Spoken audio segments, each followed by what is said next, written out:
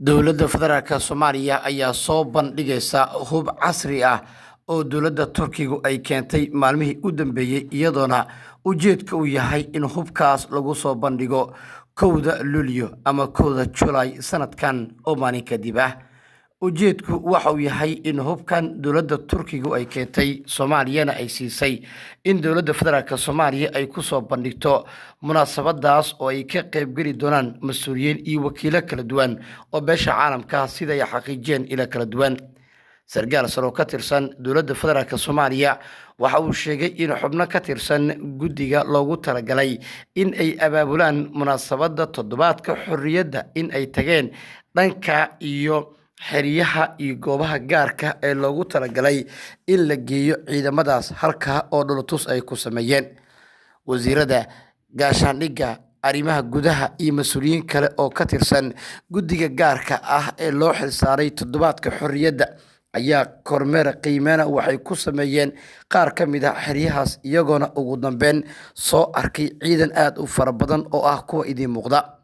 Waxaa jira gaadiid loogu talagalay ciidankaas balse sawirada ama muuqaalada baraha bulshada aan si toos ah si hordhac loogu soo gudbin. Ujeedka sababtaasna ay tahay in munaasabadda lagu soo dhex bandhigi doono ayaa haddana wasiirka gaashaandhigga Soomaaliya oo la hadlay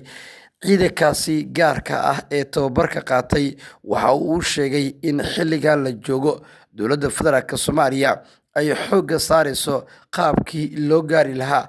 hadafka guud ee lagu sugayo amniga dalka. Dowladda Federaalku waxay dhanka kale tilmaamtay in ciidamada dowladda Federaalka Soomaaliya in ay yihiin kuwa diiradda la saarayo guud ahaan dhaqdhaqaaqyada kala duwan ee ka socda dhanka iyo deegaanada gaarka ah iyadoona mas'uuliyiinta dowladdu ay sheegeen in ay sidoo kale ay wadaan qaabka ugu fudud ee loo gaari karo hadafka guud ee lagu sugayo amniga dalka. Mas'uul sare oo ka tirsan dowladda Federaalka waxa uu dhankiisa tilmaamay in dowladda Turkiga taageerada ciidan iyo kuwa tababarka military ay siinayso Soomaaliya in ay sii kordheen sanadihii u dambeeyay iyadoona ciidamada gaarka ah ee Turkiga ka imaaday iyo kuwa ku maqanba ay yihiin ciidamo dhinaca badda iyo cirka ka howlgeli doona maadaama dowladda Federaalku ay leedahay ciidan dhuleed oo ku filan awood ahaan marka la eego amniga guud ee deegaanada ay joogaan, taas oo u baahan in isku qaabeen iyo in la diyaariyo ciidamadaas oo kaliya.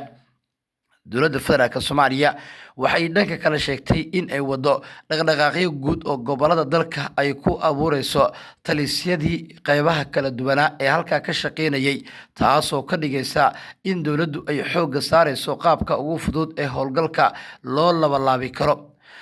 Dowladda Turkigu waxay dhankeedu sheegtay in soo saarka shidaalka ay hortaagan yihiin caqabado fara badan oo dhanka amniga walow howshaas ay ku dhaqaaqday haddana waxay sheegtay in ay raadinayso xalka rasmiga ah ee arrintaasi la xiriira.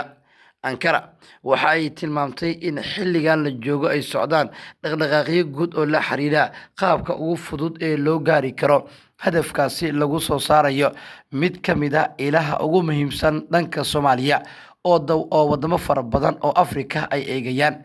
Madaxweynaha Soomaaliya Xasan Sheekh Maxamuud oo safar ku maray Djibouti iyo sidoo kale Ethiopia Kenyana hore u tagay ayaa mas'uuliyiinta dalkaas waxa uu kala hadlay in la ixtiraamo midnimada iyo wadajirka dhuleed ee Soomaaliya sidoo kalena iskaashi dhanka amniga xuduudaha dalkaas ay la wadaagaan Soomaaliya in ay kala sameeyaan dowladda dhexe ee Federaalka Soomaaliya. Xubin sare oo ka tirsan dowladda Federaalka waxa uu dhankiisa tilmaamay in ay socdaan dhaqdhaqaaqyo guud oo ciidamo loo geenayo xadbeenaadka Soomaaliya ay la wadaagto Itoobiya iyo Kenya iyadoona dhanka iyo Djibouti ay sheegtay in ay adkeynayso dhaqdhaqaaqyada guud ee ugu soo gudbaya dhanka iyo Somaliland. Waxaana wararka soo baxaya ay tilmaamayaan in arrimahan oo idil ay ku soo beegmayaan xilli dowladda Federaalka ay xoogga saarayso dhaqdhaqaaqyada guud ee ku saabsan qorshaha lagu sugayo amniga guud ee dhanka badda iyo bariga. Dowladda Federaalka ayaa kol hore iibsatay diyaarado waddanka Pakistan uu sameeyay iyadoo horey u haysatay diyaarado Turkiga uu leeyahay balse dowladda Federaalka Soomaaliya ilaa haatan aan la shaacin in si toos ah diyaaradahaasi ay ula wareegeen walow ay jiraan warbixino la xiriira in muddo kooban kadib ay dowladda federaalk Soomaaliya ciidankeedu ay la wareegi doonaan diyaaradahaasi maadaama tijaabooyinka la hordhigay ay ka soo gudbeen. wixii warar iyo dhacdooyin arrimaha ka soo kordha baahinteena tan xigta warbaahinta Xuraansi ku daawaad ku maasan tahay daawashada iyo ku xirnaanta janaalkayaga.